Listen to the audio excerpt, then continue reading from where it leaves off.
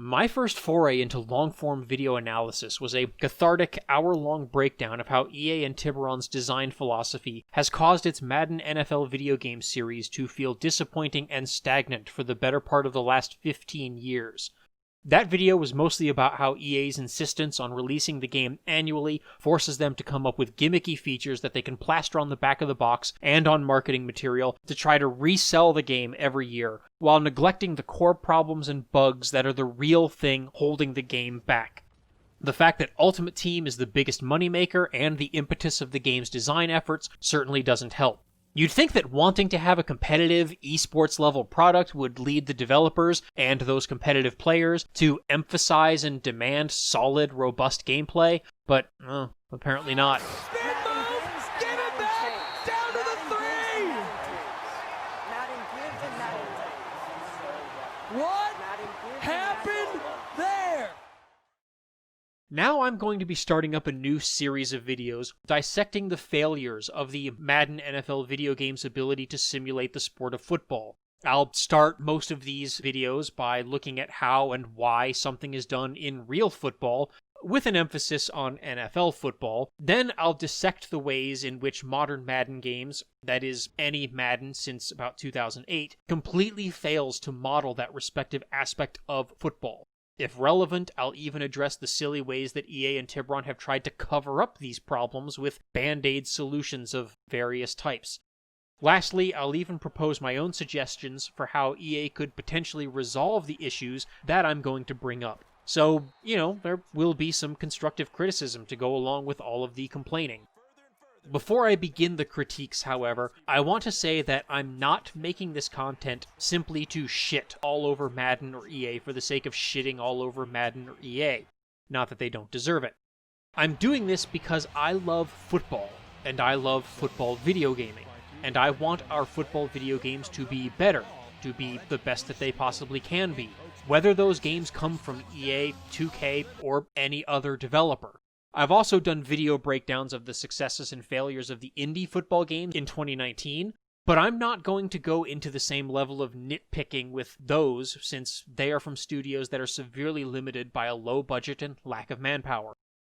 Madden, on the other hand, is developed by a corporate conglomerate with 30 years of experience making sports video games, with hundreds of millions of dollars to throw around, and which has a staff of hundreds of people working on the game, almost 100 of which are programmers.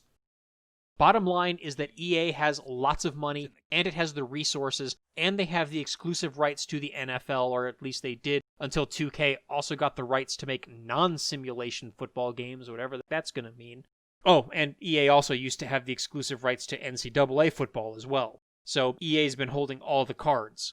EA could make the definitive football video game, they just choose not to. Besides, almost everything I'm going to say in this series will likely apply to indie games as well. Those indie games have been getting consistently better, so there's a chance they might get more of this stuff right before Madden manages to. So I'm going to be directing most of my criticism towards EA's multi-million-dollar Madden series because I expect Madden to be able to do these things and to do them right. So let's go ahead and start with perhaps the biggest and most fundamental failing of Madden with regard to simulating the sport of American gridiron football. The rules. Specifically, the length of regulation play. Now, yeah, this might sound really pedantic, and I'm certain that I'm going to get a lot of pushback on this particular issue, especially from online players, but I have always been frustrated by the fact that Madden has never defaulted to using full 15-minute quarters. Heck, not even half-length quarters of 7 or 8 minutes. Instead, modern Madden have traditionally defaulted to 5-minute quarters, but the length varies based on game mode. Sometimes it's 5 minutes, sometimes it's 6 minutes. Heck, some MUT modes only give you 4 minutes. At these settings, a full game of Madden takes about 20 to 30 minutes to play. In the old days, a 5 or 6 minute quarter length was a practical necessity because football video games would otherwise drag on for hours. The game clock wouldn't run while the CPU team was picking plays, and a mere 5 seconds or so would be all that would tick off of the game clock in between the CPU's offensive plays.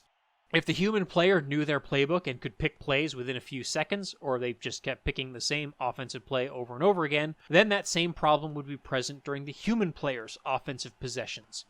Put simply, the time it takes to huddle everyone up and call a play was not accounted for by the video game's logic at all.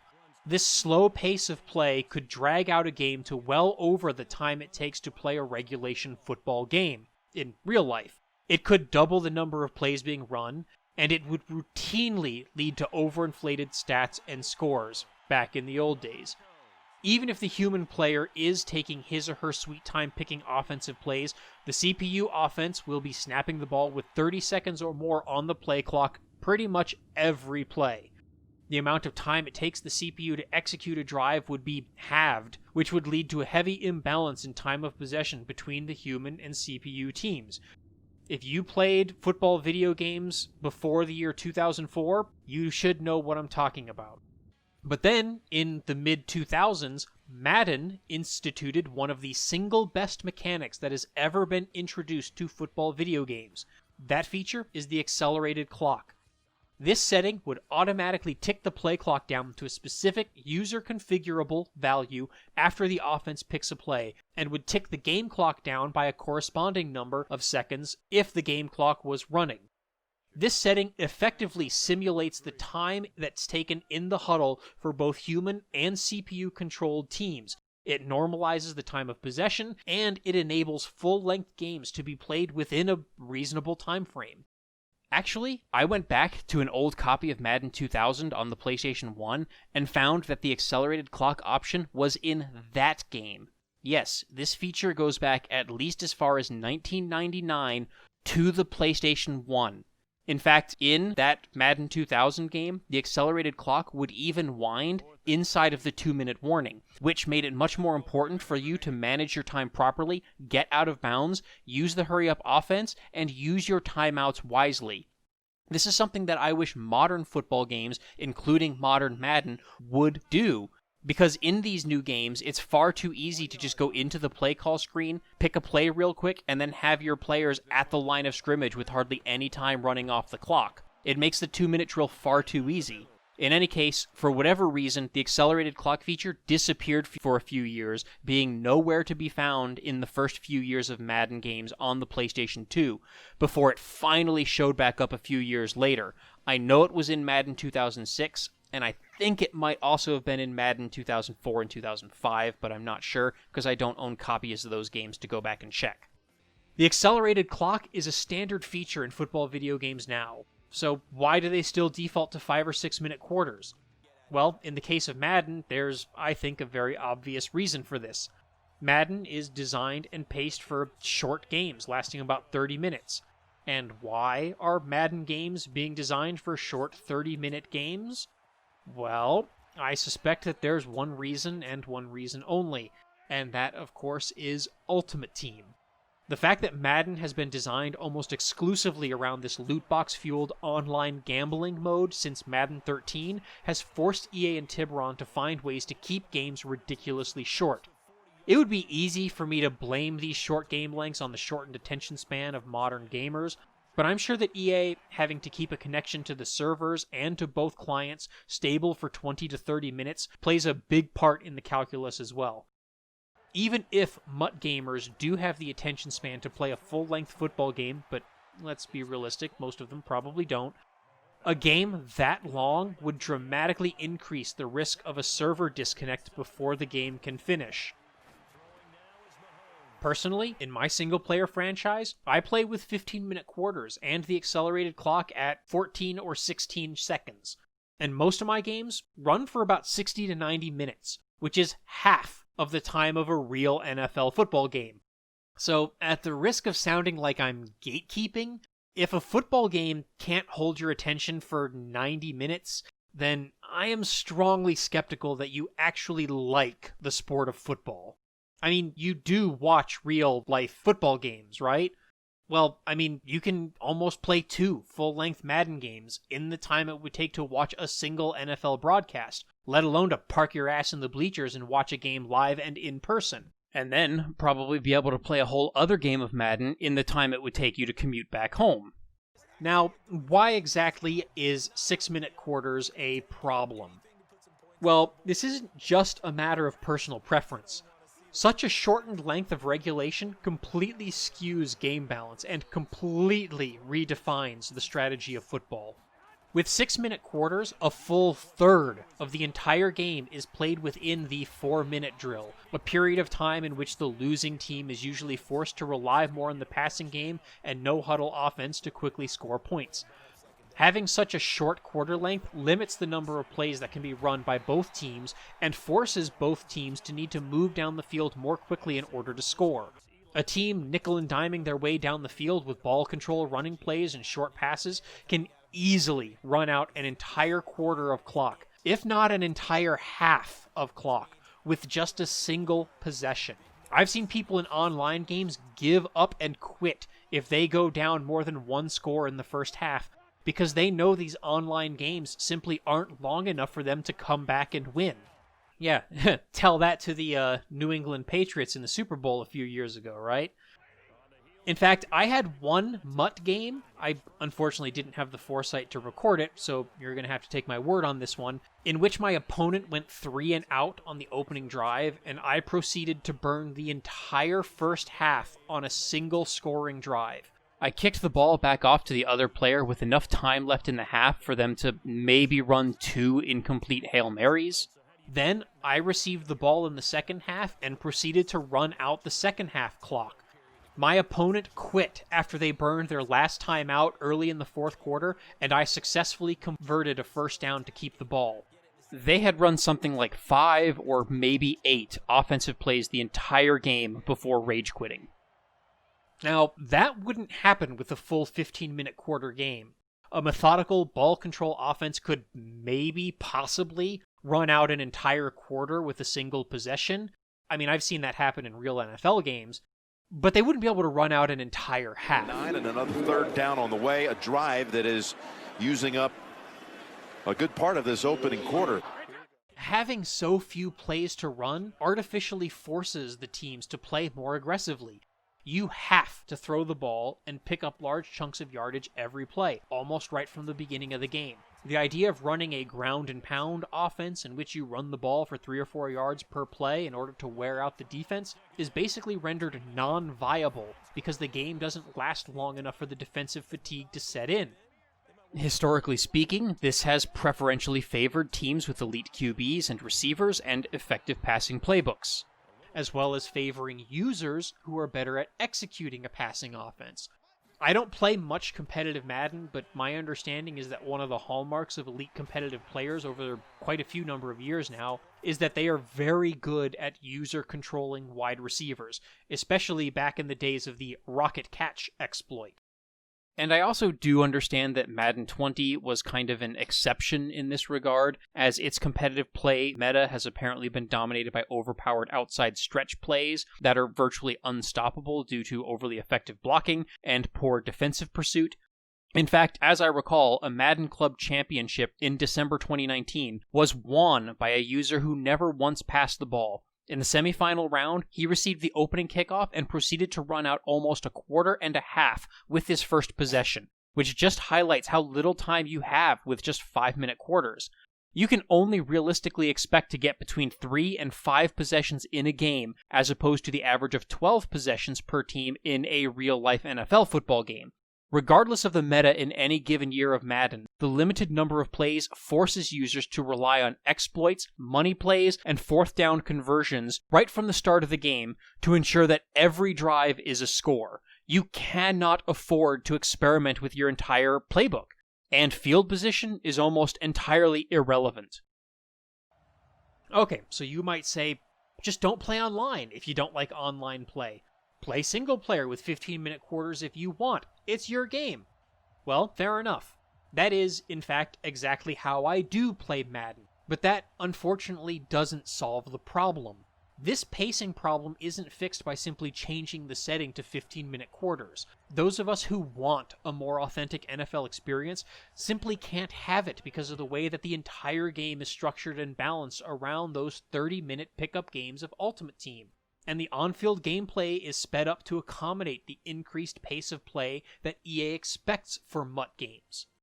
In my critique of the gameplay of Maximum Football 2019 and Axis Football 2019, I included a section about how the quick defensive pursuit and relatively shallow pass routes slows down the pacing of Maximum Football 2019 and makes that 100-yard length of the football field feel genuinely long. I see plenty of extended drives in that game that last 7, 8, 9, maybe even 10 or more plays, and which eat 5 or 6 minutes or more off of the clock, and yet still stall between the 40-yard lines and result in a punt. This is something that I rarely see in Maximum's principal competitor, Axis Football 2019, or in the bigger budget Madden. A bigger part of that is because these games are balanced and paced to encourage explosive offenses and high scores within the short duration of their regulation game lengths. Passing routes in Madden and Axis routinely run 10 yards deep or deeper, meaning that consistently completing passes, even dink and dunk routes like drags and hitches, results in first downs and almost always leads to a score. If you sustain a drive, you score. If you don't score, it's usually because you got stuffed on a run play or two, then threw incomplete passes or got sacked and went 3 and out. Madden in particular is balanced such that big runs, sacks, interceptions, and other big plays happen at certain intervals. From my experience, changing the quarter length does not significantly change those big play intervals. Playing on longer quarter lengths often results in an excess of breakaway runs, sacks, interceptions, and touchdowns. This is especially true in the 4-minute drill, in which CPU offenses either go into turbo mode and their quarterbacks can suddenly do no wrong, or they just go 3 and out after 3 plays of being sacked or throwing incomplete passes and running virtually no time off the clock. This all depends on which difficulty level you're playing at and how hard the game scripting is trying to force a CPU win. EA wants the game to be quick, but they also want stats and scores to look superficially like the stats and scores of NFL games. So rushing yards, passing yards, and other stats are inflated so that a 24-minute regulation game ends up with stats and scores that look similar to a 60-minute regulation NFL game. Because of this, running backs either break a run for 20 yards or they get stuffed in the backfield. There just aren't that many 3 or 4 yard rushes in Madden. The game will force breakaway runs to happen with a certain frequency in order to pad the total rushing yards, but then it has to compensate by stuffing runs in the backfield in order to hold the running back to a realistic yards per carry. Having to balance the game with this sort of rubber banding is a direct result of the compressed length of the game. Jordan Howard and the rest of the offense heading back out there. And we have seen a decline in the numbers. Where does the fault lie? Just him? Maybe the guys up front? Combination? And there certainly aren't very many 3 or 4 yard passes. Almost all passing plays are designed to go 15 or 20 yards down the field or more. There aren't many routes that are completed for 5 yards. Heck, even drag routes that are caught 3 yards beyond the line of scrimmage often get turned upfield for 10 yards or more due to poor defensive play recognition and pursuit.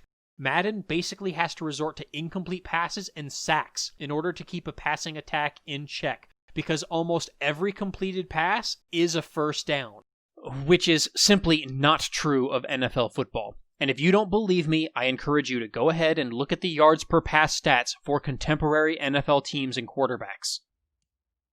It is possible to correct some of these issues with extensive modifications to the slider settings, but doing so requires a lot of testing and trial and error on the user's part. And since EA is constantly updating the game, these sliders need to be constantly readjusted throughout the life of any given annual release of Madden. By the time you get a working slider set for any given release of Madden, the NFL season is probably already over, and it's time for the New Year's game to be announced. And it shouldn't be necessary to adjust settings to begin with. If Madden is supposed to be an authentic NFL experience, then it should default to 15-minute quarters with the accelerated clock at less than 19 seconds. The gameplay should then be designed, tested, balanced, and paced for games that run that long, with the corresponding number of plays without the stats and scores feeling artificially inflated. That would be authentic. Instead, the games have to be limited to less than 30 minutes total so that they can be completed before the MUT users get disconnected from the servers, while still letting both teams easily rack up 20 or 30 points. And that just isn't football. This perceived necessity of short games means that EA and Tiburon also had to find other ways besides just cutting the game clock in half to shorten games. They default to having the CPU pick plays for the human player. They've cut out the walk-up to the line of scrimmage, and CPU quarterbacks do not wait at all before snapping the ball. CPU QBs hardly ever spend time reading the defense on the walk-up to the line of scrimmage, or using motion or hard counts to bait the defense into showing its hand, or making adjustments based on the result of those reads and whether the defense takes the bait. Nor do they ever call a timeout if they deem that the play that was called is futile against what the defense appears to be doing. This leads to a whole slew of new problems with how the players and CPU QBs read defenses and go through their progressions. But that is a topic for another video. And so far, I've only been focusing on how the quarter length affects the pace of the actual football games being played on the field, but this setting also affects more than just that. It also affects your team building and franchise mode, along with playbook design and play calling. How you build a roster for a 20-minute game is completely different to how you build a roster for a 60-minute game. For one thing, there isn't enough time for fatigue to take effect in a 20-minute game, so you don't need to build a roster designed to spell your exhausted or winded players. Real NFL teams almost all use running back rotations because workhorse running backs with bodies durable enough to stay on the field for a whole 60 minutes of regulation play are few and far between. But the only reason you might have to execute a running back rotation in Madden might be to potentially cheese the game's yards per carry rubber banding that we talked about earlier. The same goes for having reserve defenders to give your starters a breather. It's just not something that a Madden player ever has to worry much about. Even with 15-minute quarters, the game just simply isn't designed for fatigue to be that big of a deal, so it's rarely something that you need to plan around unless you significantly adjust the fatigue, injury, and auto-substitution settings. This stuff affects how you draft, it affects how you structure contracts, it affects who you keep on your team and who you cut, it affects how you operate substitutions during the preseason. And yes, it affects game planning and play calling in the actual games. In the meantime, what can EA or other football game developers such as Axis, Canuck, 2K, or whoever do to fix these problems? Well, first and foremost, test and balance your game for 15-minute quarters and make sure that it works and plays well. If you do have any sort of scripting or rubber banding systems going on under the hood, then please make sure that they are scaled based on quarter length. Ideally, a game shouldn't be scripted or using rubber banding at all. It should just be letting the animation and physics create organic plays, but I understand that the tech to reliably do that might not truly be there yet, and scripting and rubber banding might be necessary in order to maintain a competitive gameplay experience. A better alternative would perhaps be to actually turn what used to be downtime into constructive or useful time. For example, instead of cutting the walk-up to the line of scrimmage, as EA did for Madden 20, how about adding mechanics that require the CPU QB to actually stand at the line of scrimmage, scanning the defense and using motion and hard counts to bait the defense into showing its hand? You could then adjust the CPU's players' awareness ratings based on how much they learn about the defense's play call. This would not only run more time off of the game clock while the CPU is at the line of scrimmage and therefore slow down the pace of the game, but it would also create a strategic game of cat and mouse with pre-play bluffs and poker faces. If the defense bluffs or disguises its play call well enough, then the offense could be baited into making a catastrophic mistake, or vice versa. If the offense figures it out, they hit the home run. Maybe up the quarter length of MUT in online games to 8 or 10 minutes and just see how the extra time changes the meta of the game. Maybe the extra time will free players up to feel like they can call running plays other than the OP and broken stretch plays that appear to be dominating the meta right now. Or maybe it will encourage users to check down to an underneath route, which, with decent play recognition and pursuit from the defense, could be held to a short gain, instead of trying to force the ball downfield and hope that the receiver gets a better semi-random catching animation than the defender. Maybe keeping the ball on the ground in the first and third quarters will speed up the flow of the game overall. offsetting the increased length of the quarters and letting MUT players play more football while still keeping overall game length relatively short. I would also recommend adding a small degree of variability to the accelerated clock. Perhaps it could tick off plus or minus 5 seconds randomly each play, or perhaps it could tick off more or less time depending on how the previous play ended. A 2-yard run should allow everyone to get in and out of the huddle quickly, running off less time, whereas a deep bomb should take longer to huddle up because all those big 300-pound linemen need to jog 50 yards down the field just to get to the huddle, and that should run off more time. This variability could lead to the CPU teams occasionally having to take a timeout if they're running out of time to make pre-play reads and motions. Fixing game pacing is a lot more complicated than simply changing the quarter length and rebalancing the frequency of sacks and interceptions. Lots of other little changes would have to happen at virtually every level of the game's design. We would need changes to the way that defenses generate pressure and how QBs react to that pressure. We would need better underneath pass coverage so that drag and levels concepts are not a free 8 yards. We would need a better fatigue system so that a ground and pound run game would have the desired effect on the defense, and so much more. And I'll be touching on those topics, and probably more, in the subsequent videos in this series. So click that subscribe button so that you can stay tuned. I also hope that you'll consider supporting me on Patreon. I sincerely thank those who are currently supporting my content creation, as you help to make these videos and the blog possible. I've already used some of my Patreon money to purchase older, used copies of football video games for research purposes, and your continued support will ensure that I will be able to continue to buy the suite of new football games every year in order to break them down and continue to provide this level of content. If you've been paying attention to my channel, you may also notice that I was much more prolific than usual during the COVID-19 lockdown. I was thankfully one of the lucky ones who was able to keep my job and work remotely from home, but eliminating the commute to and from the office added a good 2 hours to every weekday, which I was able to spend working on additional projects.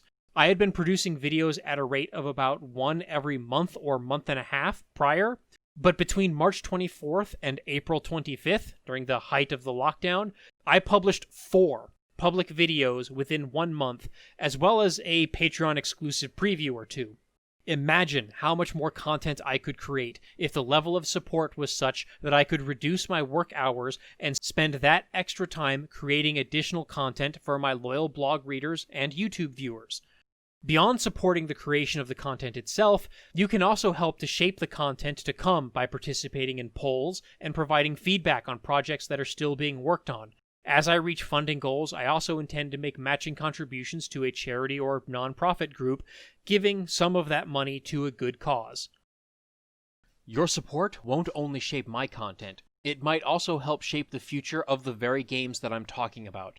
No, we probably won't or can't make a dent in Madden's design, but with the support of the community, we can help shape the indie games into the simulation football games that I know we all want. In fact, a few weeks ago, one of the developers of Axis 19 stumbled onto my critique videos. He even invited me to help troubleshoot some of the bugs that I had pointed out and to provide feedback on a patch that they were working on to fix those issues in Axis 19.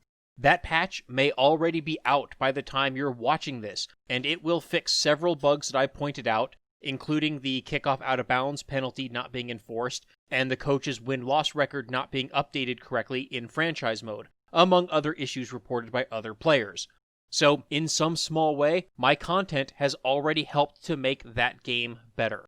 And I look forward to seeing what other improvements will be in store for Axis 2020. I already have the next 2 episodes in this Failures of Madden series planned and early rough drafts scripted. So definitely hit that subscribe button and the bell icon so that you'll be notified when those videos are published. I'll also be releasing early preview clips to my patrons, and the videos will be posted to Patreon a week earlier than they will go public on YouTube. So stay tuned and stay ready for some football. It's not a gimme. And now the kick is blocked. And he is in for the 2. I still can't.